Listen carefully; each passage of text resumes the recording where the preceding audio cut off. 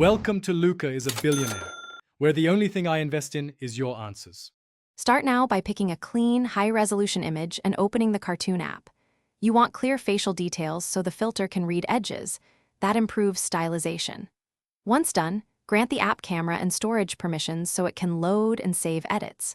Crop tightly around the subject to remove distractions, and set a 1 or 16:9 frame depending on the final format. This immediate setup speeds processing and gives consistent, predictable results when you apply effects.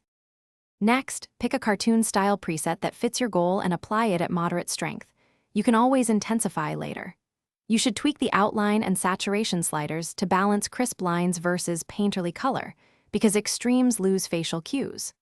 Once the base filter looks right, zoom in and use the app's brush and erase tools to clean up eyes, hair strands, or stray pixels. Make sure to refine shadows and highlights manually, so skin tones read naturally under the stylized effect. Finish by exporting your cartoon at the highest resolution. The app allows and select PNG for crisp edges or a high-quality JPG for smaller files. Before sharing, preview the image on the device or platform you'll post to and resize to match recommended dimensions.